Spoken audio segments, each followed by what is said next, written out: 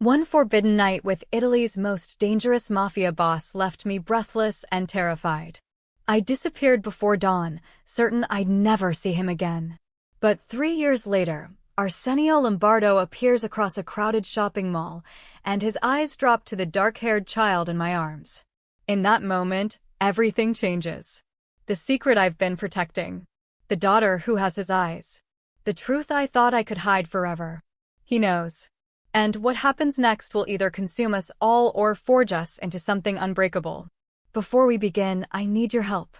We're working toward 1,000 subscribers, and every single one matters. If you enjoy forbidden romance and stories of dangerous men who'd burn the world for the ones they love, please hit that subscribe button.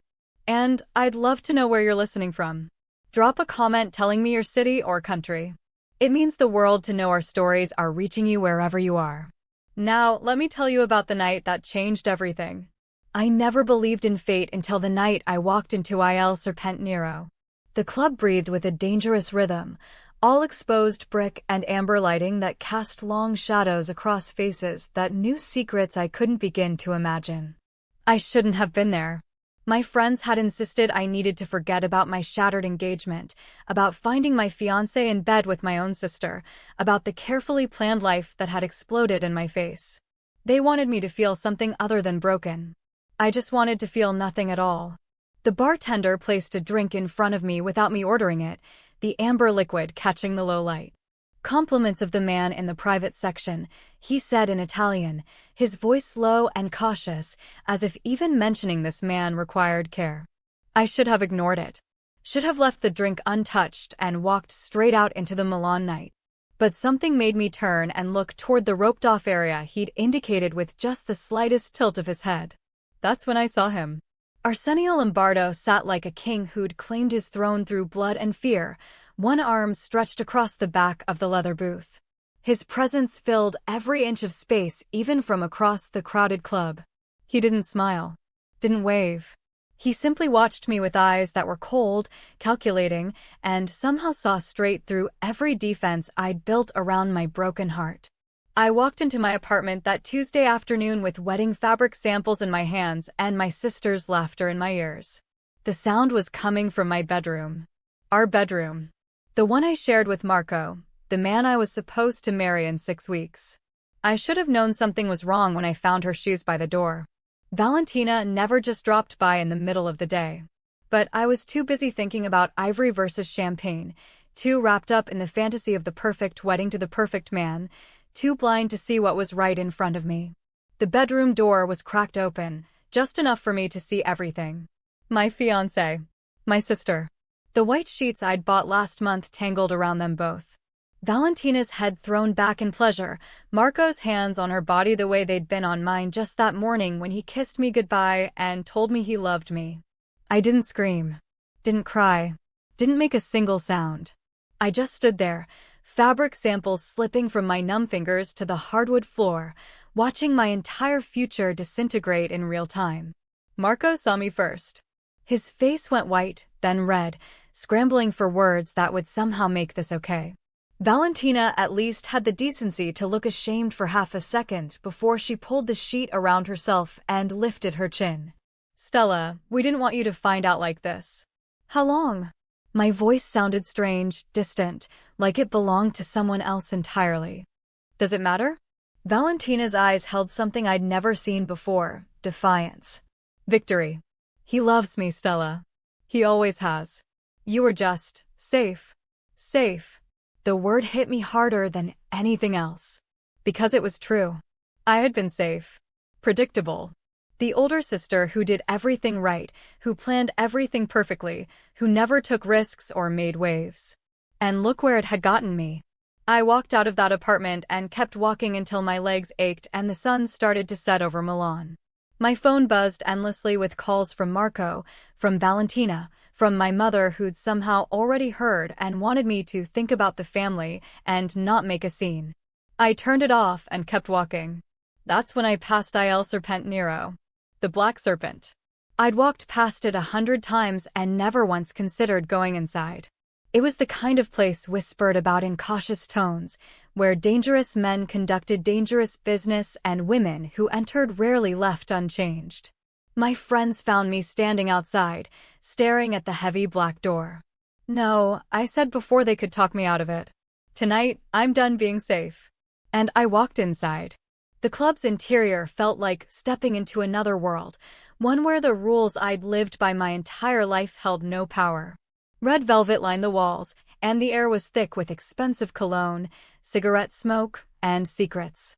Every face I passed seemed to hold a story I didn't want to know. But his face was the only one I could see. Arsenio Lombardo rose from his booth as I approached, and I realized the rumors hadn't done him justice. He was tall, broad-shouldered, with dark hair slicked back to reveal a face that could have been carved from marble if not for the scar that cut through his left eyebrow. His suit probably cost more than my monthly rent, black and perfectly tailored, but it couldn't hide what he was. The danger radiated from him like heat. "Stella Siciliano." He said my name like he'd known it all along, like he'd been waiting for me. His voice was deep, accented, the kind of voice that gave orders and expected obedience. "How do you know my name?" I should have been afraid. Every instinct screamed at me to turn around and leave. "I make it my business to know everyone who walks into my club." He gestured to the seat across from him. "Sit." It wasn't a request. But something in me, some broken part that was tired of being told what to do, that was done with being safe and predictable and good, made me stay standing. What if I don't want to sit? For the first time, something flickered in those cold gray eyes. Amusement, maybe. Or interest. "Then I'll stand with you. But I warn you, Bella, everyone is watching. And when Arsenio Lombardo stands for a woman, people talk. Let them talk." The words surprised me even as I said them. His smile was slow, dangerous, the kind of smile that promised both pleasure and pain. "You're running from something. I can always tell. The question is whether you're running towards something better or just running. Does it matter?" I threw Valentina's words back into the universe, reclaiming them. "To me? No." He moved closer, close enough that I could smell his cologne, something dark and woody that made my pulse quicken. "I don't care about your past, Stella. Only what you want right now, in this moment." "And what do you think I want?" "To forget. To feel something other than whatever put that look in your eyes." His hand came up, fingers grazing my jaw with surprising gentleness. "I can give you that.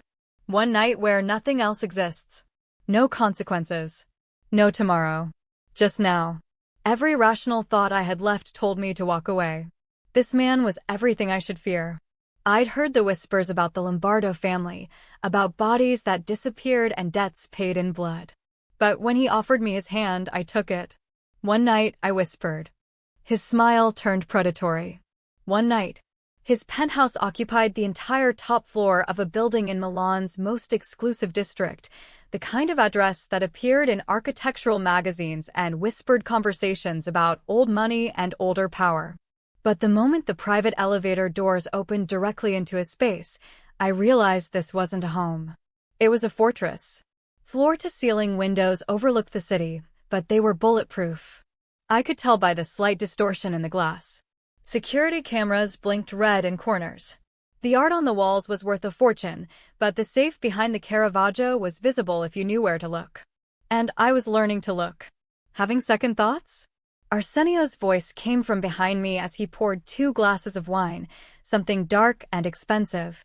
"Should I be?" "Probably."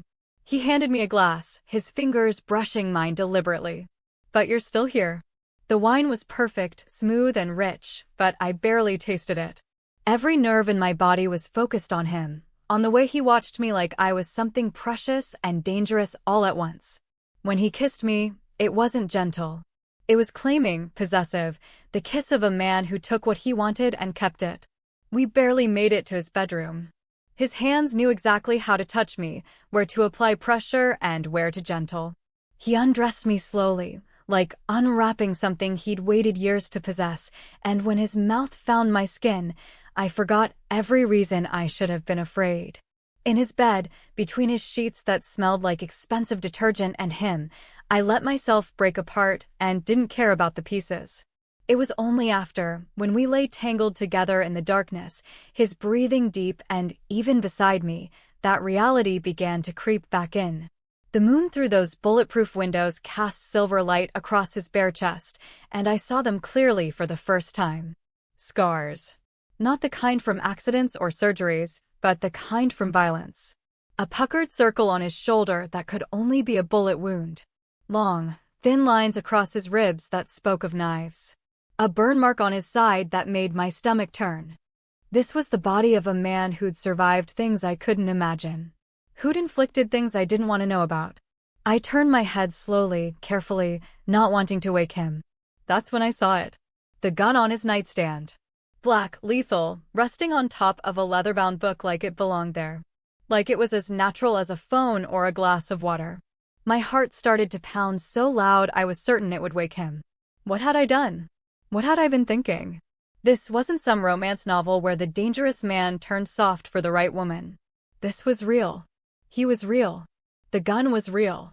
I slipped out of bed with the practiced silence of someone who'd spent years tiptoeing around my parents' house as a teenager. Every movement was calculated, breath held, until I had my clothes gathered in my arms. I dressed in his living room, my hands shaking so badly I could barely button my blouse. The city sprawled below, still dark but with that particular quality of late night turning toward early morning. For him, maybe. The hour when anything felt possible and nothing felt real. I should leave a note. That's what a decent person would do. But I wasn't feeling decent. I was feeling terrified and reckless and alive in a way I'd never been before, and I knew with absolute certainty that if I stayed, if I let myself fall into whatever this was with Arsenio Lombardo, I would lose myself completely. The elevator required a code. I found it written on a piece of paper in his kitchen drawer, sloppy security for a man like him, or maybe a test I'd just failed. The doors closed silently, and as the elevator descended, I watched the numbers tick down and told myself I'd never see him again. I told myself I'd gotten away. I was wrong on both counts. The pregnancy test sat on the edge of my bathroom sink, those 2 pink lines as clear and undeniable as a verdict. I'd taken 3 more, each one confirming what my body had already been trying to tell me for the past week. The nausea that wasn't from stress. The exhaustion that sleep couldn't touch. The way my breasts ached when I moved too quickly. 6 weeks since that night. 6 weeks since I'd walked out of Arsenio Lombardo's penthouse and tried to pretend it had never happened. I pressed my hand to my still flat stomach and felt the world tilt sideways. A baby. His baby. Growing inside me like a secret I couldn't keep but couldn't tell. The logical thing would have been to tell him. Whatever else Arsenio was, he deserved to know he was going to be a father. But logic dissolved the moment I imagined that conversation, imagined bringing a child into his world. A world of guns on nightstands and scars from knife fights and security cameras in every corner because people wanted you dead. I thought about my own childhood, boring and safe and predictable. My parents' small apartment that smelled like my mother's cooking. Sunday dinners where nothing more dangerous than political debates happened. The freedom to walk to school without bodyguards, to have friends without background checks, to live without fear. Could I really deny my child that? Could I really look into the eyes of a baby and tell them their father was a man who made people disappear? The decision crystallized slowly over the next 3 days. I stopped going to my usual cafe where Arsenio's people might still be watching. Started researching neighborhoods on the outskirts of Milan, places where the Lombardo name didn't carry weight, where I could disappear into anonymity. My savings account had enough for 6 months if I was careful. After that, I'd need work. I'd spent 4 years getting my degree in languages, had always done translation work on the side. I could build something from that. Something small and quiet and safe. The apartment I found was in Lamrate, a neighborhood that was gentrifying, but not yet gentrified, where artists and young families lived side by side with older residents who'd been there for generations. The landlord, an elderly woman named Signora Rossi, didn't ask many questions when I paid 3 months' rent in cash. She just handed me the keys and told me the garbage went out on Tuesdays. It was one room with a tiny kitchen and a bathroom that had probably been installed in the 1970s, but the windows faced east and let in morning light, and there was a small balcony where I could hang laundry. It was nothing like Marco's modern apartment with its stainless steel and marble. Nothing like Arsenio's fortress in the sky. It was mine. I deleted my social media accounts first. Changed my phone number. Told my parents I needed space after the broken engagement and that I'd contact them when I was ready. My mother cried. My father asked if this was about Valentina, and when I said yes, he didn't push. They thought I was running from a broken heart. They had no idea I was running toward something so much more complicated. The freelance translation work came slowly at first, technical documents mostly, instruction manuals and corporate reports that paid by the word. I created a new email address, a new professional identity. Stella Romano instead of Siciliano. My grandmother's maiden name, far enough from the truth to provide cover, but close enough that I'd remember to answer to it. At night, I'd lie in my narrow bed and feel the changes in my body. The subtle rounding of my stomach. The way my sense of smell had become almost supernaturally acute.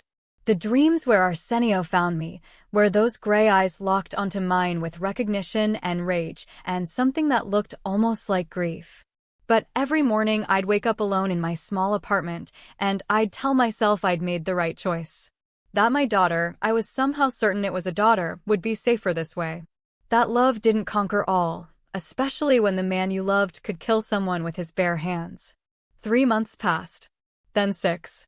Then a year. Dahlia was born on a cold November morning, and when the nurse placed her in my arms, I saw Arsenio's eyes staring back at me. Gray, knowing, impossibly old for a newborn. I told myself he'd never find us. That Milan was a big enough city to disappear in. That men like Arsenio Lombardo had bigger concerns than a woman who'd shared his bed for one night 3 years ago. I was wrong about that too. The Galleria del Corso was crowded for a Saturday afternoon, which was exactly why I'd chosen it. 3 years of living in the shadows had taught me that the best place to hide was in plain sight, surrounded by enough people that one woman with a toddler became invisible. Dahlia squirmed in my arms, her small hand reaching for the pink balloon tied to a kiosk. Mama, balloon. After we get your shoes, Tesoro. I adjusted her weight on my hip, scanning the directory for the children's store. She was growing so fast, her feet seemingly bigger every month. The freelance work had been good lately, enough that I could afford new shoes instead of secondhand ones. I should have been paying attention to my surroundings instead of the directory. Should have noticed the sudden shift in energy, the way people seemed to unconsciously part like a current around a stone. Should have felt his presence the way I had that night 3 years ago, like a change in atmospheric pressure before a storm. But I didn't. Not until Dahlia went completely still in my arms. She was staring at something over my shoulder, her gray eyes, his eyes, wide and fixed with the unsettling focus toddlers sometimes have. I turned slowly, every maternal instinct suddenly screaming danger, even though I didn't know why yet. Arsenio Lombardo stood 20 feet away, flanked by 2 men in dark suits who were clearly security. He was looking directly at us. No, not at us. At Dahlia. His face had gone completely white, then red, then settled into something harder than marble and twice as cold. Our eyes met across the crowded shopping center, and I watched recognition slam into him like a physical blow. His gaze dropped from my face to Dahlia, taking in every detail. The dark curls that were his. The stubborn set of her jaw. The eyes that were mirror images of his own. Time seemed to fracture. I saw him take 1 step forward, saw his mouth form my name, saw his security detail move to clear a path through the crowd. I ran. Stella. His voice cut through the ambient noise of the mall, sharp with command and something that sounded almost like panic. I clutched Dahlia tighter and pushed through the Saturday shoppers, mumbling apologies as I shouldered past families and teenagers. Behind me, I could hear the commotion of his security trying to follow, the sharp Italian curses as people refused to move fast enough. Mama scared, Dahlia whimpered against my neck, her small hand fisting in my hair. It's okay, baby. We're just playing a game. My voice came out steady even as my heart threatened to explode. I knew this mall. I had mapped every exit during my first visit 3 years ago. The paranoia that came with hiding never quite left me. The service entrance near the food court, the one the delivery trucks used. I burst through the door into the loading area, the afternoon sun temporarily blinding after the mall's artificial light. My car was 3 blocks away in the public lot. If I could just make it to the car. Stella, stop. Arsenio's voice echoed off the concrete walls. I didn't stop. Couldn't stop. I ran down the alley toward the street, Dahlia bouncing in my arms, her frightened cries mixing with my ragged breathing. But he was faster. Always had been. I felt his hand close around my arm just as I reached the sidewalk. I felt myself being pulled back with a strength that was carefully controlled, but absolutely unyielding. Let me go. I twisted, trying to break free, but his grip was iron. Not a fucking chance. His voice was low, dangerous, vibrating with barely contained fury. His eyes dropped to Dahlia again, and I watched his expression crack, just for a second, showing something raw and wounded beneath the anger. How old is she? I held Dahlia tighter, turning my body to shield her even though I knew it was useless. That's none of your business. How old? Each word was a bullet. 2.5, I whispered. His jaw clenched so hard I could see the muscle jump. He did the math in seconds, his eyes blazing with betrayal and rage and something that looked terrifyingly like grief. You kept her from me. For 3 years, you kept my daughter from me. To protect her. From what? From her father. He stepped closer, and I instinctively backed against the brick wall. What did you think I was going to do, Stella? What nightmare did you create in your head that was bad enough to justify this? Dahlia started to cry, loud frightened sobs that made my chest ache. Arsenio's eyes snapped to her, and his entire demeanor changed. The rage didn't disappear, but it was suddenly contained, controlled. Don't cry, Piccola, he said softly, in a voice I'd never heard him use before. Gentle. Almost tender. No one is going to hurt you. Especially not me. And that's when I realized the most terrifying thing of all. He wasn't going to let us go. Not now. Not ever. He let me go at the mall. Just opened his hand and stepped back, his security creating a barrier between us and the curious onlookers who'd started to gather. But his eyes held a promise that made my blood run cold. I'll find you, he said quietly. And we will finish this conversation. I didn't doubt him for a second. The knock came at 11 that night, 3 precise raps that echoed through my small apartment like gunshots. Dahlia had finally cried herself to sleep an hour ago, exhausted from the day's terror and confusion. I'd been sitting in the dark waiting because I knew he'd come. I opened the door because there was no point in hiding anymore. Arsenio stood in my narrow hallway, still wearing the same black suit from the mall, but his tie was gone and his collar was open. He looked like he'd aged a decade in the past 8 hours. The 2 security men flanked him, but he dismissed them with a sharp gesture. Leave us. Boss, we should. I said leave. His voice didn't rise, but the command in it was absolute. The men retreated down the stairs, and Arsenio stepped into my apartment, closing the door behind him with controlled precision. The space felt even smaller with him in it. He dominated the room the way he dominated everything. His presence made my carefully constructed sanctuary feel like a prison cell. Talk, he said. There's nothing to say that you haven't already figured out. Then let me tell you what I've figured out. He moved closer, and I held my ground even though every instinct screamed to retreat. 3 years ago, you ran from my bed like I was a monster. You disappeared so completely that even my people couldn't find you, and believe me, Stella, I looked. For months I fucking looked. And all that time, you were pregnant with my child. Yes. Yes. He laughed, but there was no humor in it, only bitterness and rage. That's all you have to say? Yes. What do you want from me, Arsenio?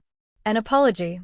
I felt my own anger rising, fueled by 3 years of fear and sleepless nights and raising a child alone. I'm not sorry. I'm not sorry I kept her safe from your world. From the guns and the violence and the kind of life where 3-year-olds need bodyguards. Safe. His voice dropped to something deadly. You think she's been safe?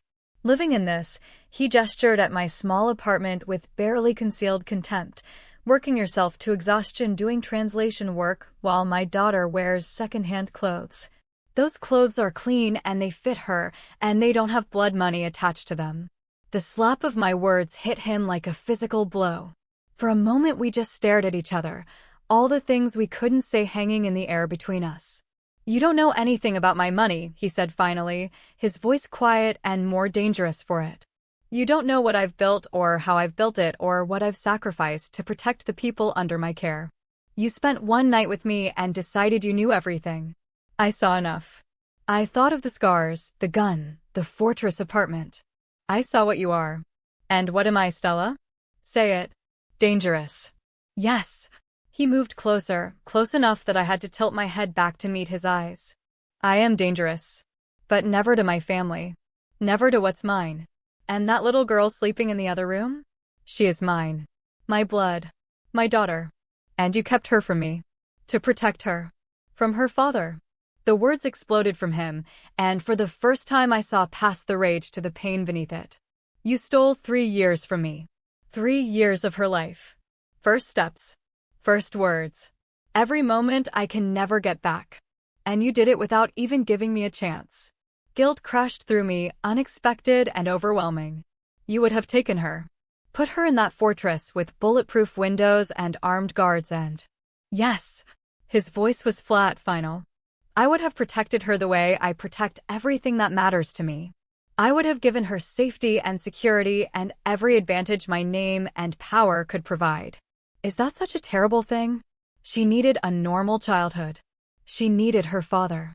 He stepped back, running a hand through his hair in a gesture so uncharacteristically helpless that it made my chest ache. "But that doesn't matter now. What's done is done. The only question is what happens next. What do you want?" "Everything." His eyes locked onto mine, and I saw the ruthlessness that had built an empire. "I want my daughter in my life. I want her protected by everything I have, everything I am. I want her to know who her father is. And me?" Something flickered in his expression, something I couldn't quite read. "You made your choice 3 years ago when you ran. Now I'm making mine. You and Dahlia will move into my home where I can ensure your safety. You will stop hiding. Stop running.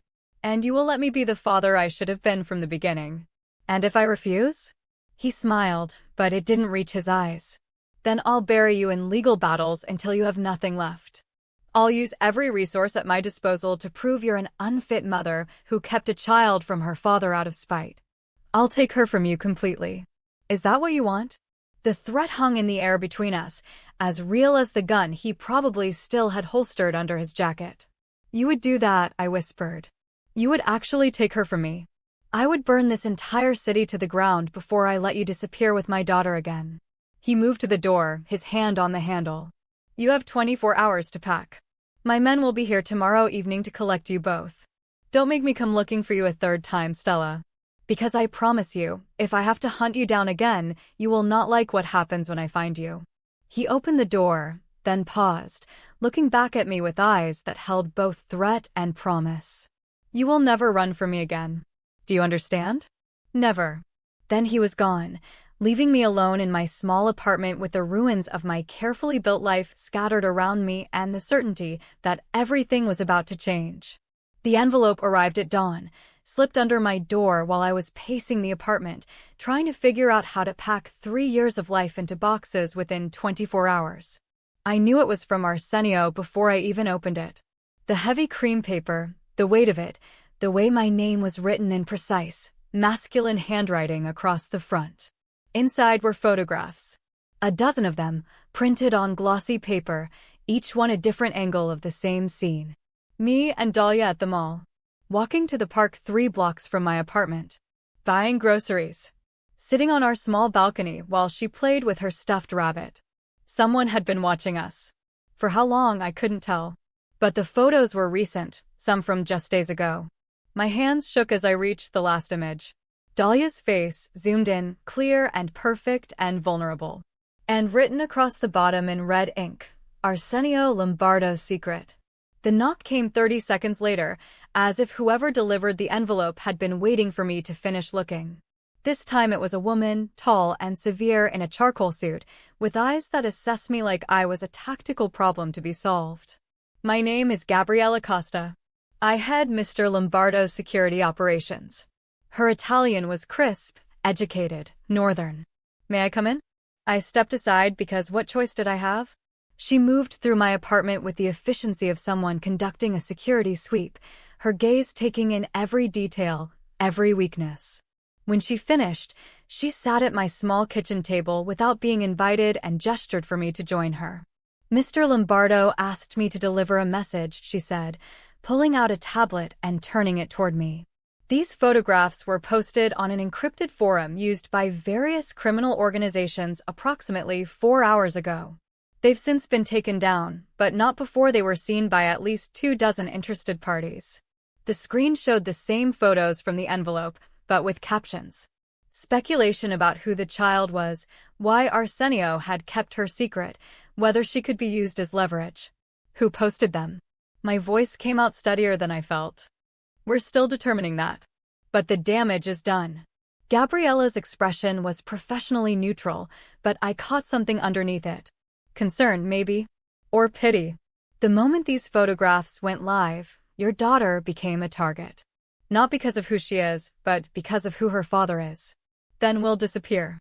Really disappear this time. Leave Italy. And go where? Gabriella interrupted, her tone gentle but firm. Do you think Mr. Lombardo's enemies operate only in Italy? Do you understand the reach these organizations have? There is nowhere on earth you could hide that they wouldn't eventually find you. Especially now that they know to look. The weight of it settled over me like concrete. So what are you saying? I'm saying that your options have narrowed considerably. She closed the tablet. Mr. Lombardo's estate is equipped with state-of-the-art security. Biometric access, armed guards at every entrance, surveillance systems that cover every inch of the property. It's not a home. It's a fortress. And right now, it's the only place your daughter will be truly safe.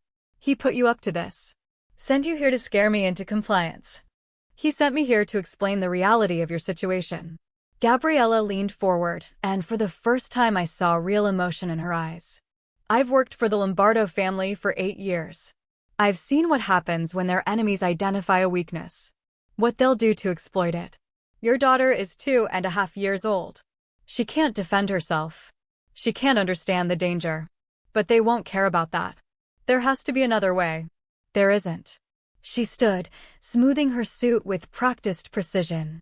Mr. Lombardo has already mobilized his resources. He's calling in favors, making it known that anyone who touches his daughter will face consequences that make death look merciful. But threats only work if the threat is credible, and credibility requires proximity. He needs to be close enough to protect you both. And if I still refuse? Gabriella's expression hardened. Then you're condemning your daughter to a life of looking over her shoulder, of never being safe, of eventually, inevitably, falling into the hands of someone who will use her to hurt her father. Is that the choice you want to make? I thought about Dahlia, still sleeping in her small bed, clutching her stuffed rabbit, innocent and trusting. I thought about the photos, about strange men watching her play, calculating her value as a weapon. How long? I asked quietly. How long would we have to stay? Until the threat is neutralized. Could be months. Could be years. Gabriella moved toward the door. Mr. Lombardo is willing to provide you with your own wing of the estate. Private spaces. As much autonomy as security allows. But make no mistake, this isn't a negotiation. This is him telling you the only way he can keep you both alive. She paused at the door, her hand on the handle. He'll be here at 6 this evening to collect you. I suggest you spend today preparing Dahlia for the move. Make it seem like an adventure, not a prison sentence. Children sense their parents' fear. Does he really care about her? The question escaped before I could stop it. Or is this just about pride? About not letting anyone take something that belongs to him? Gabriella's expression softened slightly. I've known Arsenio Lombardo for almost a decade. I've seen him make difficult decisions, brutal decisions, decisions that haunt him even as he makes them.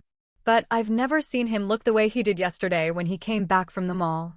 Like someone had reached into his chest and torn out his heart. She opened the door, then looked back one last time. He didn't sleep last night. Spent hours in his office, looking at every photo his people could find of you over the past 3 years.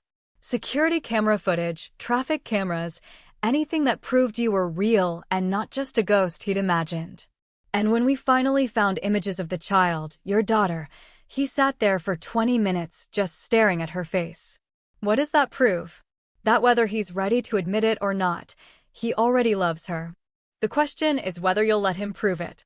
Then she was gone, leaving me alone with the photographs and 24 hours that had somehow shrunk to less than 12. The estate was everything I'd feared and nothing I'd expected. Yes, there were guards at the gates and cameras everywhere and enough security protocols to protect a head of state. But there were also gardens where Dahlia could run, a library with floor-to-ceiling windows that caught the afternoon light, and a wing that was entirely ours, decorated in soft colors that had clearly been chosen with a child in mind. Arsenio had thought of everything. The nursery had toys still in their packages, clothes in Dahlia's exact size, even the specific brand of sippy cups she preferred. It should have felt invasive, this evidence of how thoroughly he'd researched our lives. Instead, it felt like something else. Like care. But I didn't let myself think about that. Couldn't afford to. The first week was an exercise in studied avoidance. Arsenio gave us space, appearing only at designated times, his interactions with Dahlia careful and formal, like he was afraid of breaking something precious. She was wary of him at first, hiding behind my legs whenever he entered a room, her small hand fisting in my skirt. "It's all right, Piccola," he'd say softly, crouching down to her level even though it made him vulnerable in a way I suspected he never allowed himself to be. "You don't have to be afraid of me." It was on the 8th day that everything shifted. I was in the library, trying to work on a translation project while Dahlia played with blocks nearby, when Arsenio's voice echoed from his office down the hall. The walls were thick, meant to contain sound, but rage has a way of penetrating even the best construction. I don't care what excuse he gives. You find him. You bring him to the warehouse. And you make sure he understands exactly what happens when someone betrays the Lombardo family. The coldness in his voice made my blood freeze. This was the man I'd feared, the one I'd run from. Not the careful father who'd spent an hour yesterday teaching Dahlia the Italian words for colors, but the killer who'd built an empire on fear. I heard the office door open, heard his footsteps in the hall. Dahlia looked up from her blocks, her face brightening in a way that made my chest ache. Arsenio. She'd started using his name 3 days ago, not Papa, not Daddy, just his name, and every time she said it I watched something break and rebuild in his expression. He stopped in the doorway, and I saw the transition happen in real time. The hard lines of his face softening, the violence bleeding out of his posture as he crouched down and opened his arms.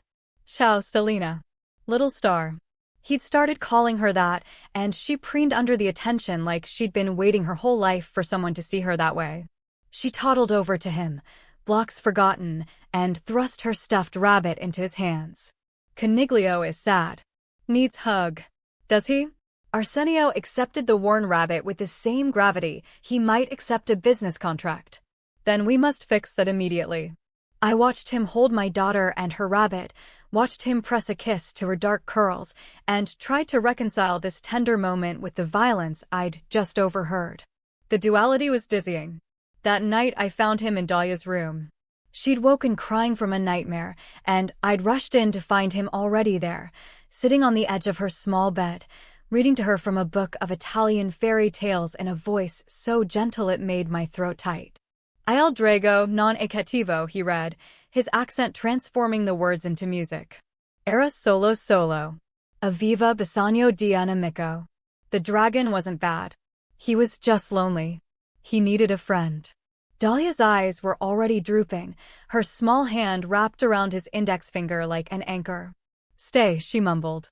"Stay until sleep." "I'll stay as long as you need, Piccola." "I promise." And he did. I stood in the doorway watching him sit there in the dim glow of the nightlight, this man who'd ordered someone's death hours earlier, now humming a lullaby under his breath while my daughter slept with her hand still holding his. When he finally stood and saw me in the doorway, something passed between us. An understanding, maybe. Or a question neither of us was ready to answer. She has your stubbornness, he said quietly as we walked down the hall. Refused to let me leave until she fell asleep. She's never had a father before. She doesn't know how to act around you. He stopped, turned to face me in the dim hallway. And what about you, Stella? Do you know how to act around me? I don't know what you want me to say. I want you to say something real. Anything. 3 weeks we've been under the same roof, and you speak to me like I'm a stranger. Aren't you? But even as I said it, I knew it was a lie. He wasn't a stranger. He was the father of my child, the man who'd haunted my dreams for 3 years, the one person who'd ever made me feel truly alive even as he terrified me. I'm trying, Stella. His voice was raw, stripped of its usual control. I'm trying to be what she needs. What you both need. But I don't know how to do this. I've never. He stopped, ran a hand through his hair in frustration. My own father was a monster. Taught me that love was weakness and family was a tool for power. I swore I'd never have children because I was terrified I'd become him. And now? Now I have a daughter who holds my hand like I'm someone worth holding onto. Who asks me to stay when she's scared. Who's teaching me that maybe I can be different. He stepped closer and I didn't retreat. But I need your help. I need you to teach me how to do this. How to be what she deserves. The vulnerability in his admission cracked something open in my chest. You're already doing it. The reading, the patience, the way you get down to her level instead of making her come to yours. That's not something you can fake. I want to braid her hair. The statement was so unexpected that I almost laughed. What? She asked me this morning why her hair wasn't pretty like yours. I told her it was beautiful, but she wants it braided like you do. I tried to watch a video on my phone, but... He held up his hands, large and scarred and built for violence. These hands have done terrible things. I don't know if they can be gentle enough. And that's when it happened. That's when my carefully constructed walls started to crumble. Because here was Arsenio Lombardo, feared by men across Europe, admitting he was afraid he couldn't braid his daughter's hair. I'll teach you, I heard myself say. Tomorrow. I'll teach you. His smile was small, tentative, but real. Thank you. As I walked back to my room, I realized with a mixture of terror and something dangerously close to hope that I was starting to see him. Not the monster I'd built in my mind, but the man underneath. The one who read fairy tales and learned Italian words for colors and wanted to braid his daughter's hair. The one who was slowly, inexorably, stealing pieces of my heart. The braiding lesson happened on a Sunday morning in the garden, sunlight filtering through the olive trees while Dahlia sat cross-legged on a blanket, her stuffed rabbit in her lap. Arsenio settled behind her with the careful precision of a man approaching a live explosive, his large hands hovering uncertainly over her dark curls. First, you brush it gently, I demonstrated with my own section of her hair, watching him mirror the movement with a tenderness that seemed at odds with everything I knew about him. She's tender-headed, so you have to be patient. I can be patient. His voice was soft, focused entirely on the small girl who sat so trustingly between his knees. Tell me if I hurt you, Stellina. You won't hurt me, Dahlia said with the absolute certainty only children possess. You're my papa. The word landed between us like a grenade. Papa. She'd never called him that before, had resisted every gentle suggestion that maybe she could, maybe she should. But here, in the morning sunlight with his hands in her hair, she'd chosen it herself. Arsenio's hands stilled. I watched his throat work, watched him blink rapidly like he was fighting something that threatened to overwhelm him. When he finally spoke, his voice was rough. Say it again. Papa. Dahlia twisted to look at him, her gray eyes, his eyes, solemn and trusting. That's what you are. Mama said so.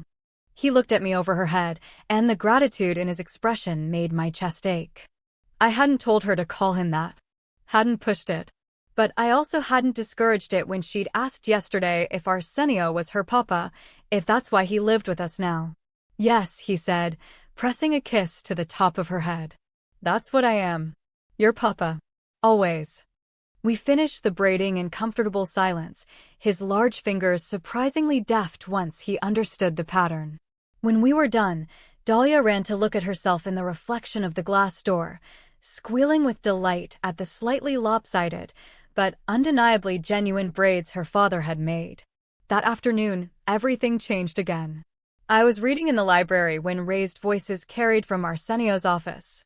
Then a sound I'd hoped never to hear, a single gunshot, muffled but unmistakable. My blood turned to ice. The office door opened minutes later, and Gabriella emerged, her expression professionally blank in a way that told me everything. She was followed by two of Arsenio's men dragging something wrapped in black plastic toward the service entrance. I must have made a sound because she looked up, saw me frozen in the library doorway. For a moment we just stared at each other, and I saw her making a calculation. How much to explain? How much to hide? An internal matter, she said quietly, moving to block my view of the hall. It's been handled. He killed someone. In his office. With my daughter sleeping 2 floors above us. He eliminated a threat. Her voice was firm, professional. Someone who'd been feeding information to the Calabrese family. Someone who knew about Dahlia and was planning to sell that information for the right price. Would you prefer he'd waited? Let that threat continue. I wanted to say yes. Wanted to condemn him for the violence, for bringing death into a house where a child lived. But the truth was more complicated, and we both knew it. Where is he? In his office. He asked not to be disturbed. I should have listened. Should have taken Dahlia and locked ourselves in our wing and pretended I hadn't heard anything. But something pulled me down that hall, past the lingering smell of gunpowder and fear, to the office door. He was standing at the window, his back to me, one hand braced against the glass. His shirt was spattered with blood, not his own, I noted with a relief that should have horrified me. You shouldn't be here, he said without turning. Probably not. I closed the door behind me. But I am. Did you come to tell me I'm a monster? That this is exactly what you were afraid of? He turned finally, and I saw the exhaustion in his face, the weight of what he'd just done. Because you'd be right. This is who I am, Stella. This is what I do to protect what's mine. I came because Dahlia might wake up and ask for you. And I thought you should know that when she does, you'll need to wash the blood off your hands before you hold her. Something flickered in his expression. Surprise, maybe. Or hope? You're not leaving. Where would I go? I moved closer, drawn by something I couldn't name. You were right. The world isn't safe for her. Not anymore. Maybe it never was. I didn't want you to see this side of me. I've always known this side existed. I ran from it once. I stopped in front of him, close enough to see the flecks of gold in his gray eyes. But that was before I watched you spend an hour braiding our daughter's hair.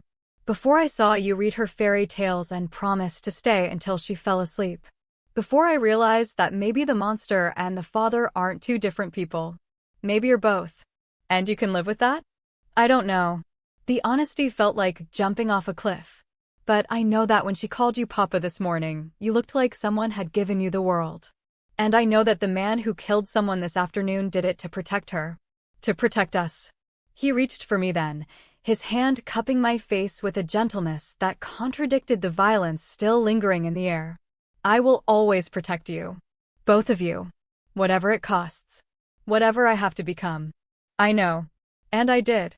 That was the terrifying part. I believed him absolutely. That night, after he'd showered and changed and erased all evidence of the afternoon's violence, he came to Dahlia's room at bedtime. She reached for him immediately, her small hand fitting into his like it had always belonged there. Story, Papa? Always, Stellina. I watched from the doorway as he read about dragons who weren't really monsters, just lonely, and I realized with a clarity that stole my breath that I was falling. Despite everything. Despite the danger and the violence and all the reasons this could never work. I was falling in love with the brutal, tender, impossible man who was the father of my child. And I had no idea if that would save us or destroy us all. The war came 3 months after we moved into the estate, swift and brutal and exactly what Arsenio had predicted.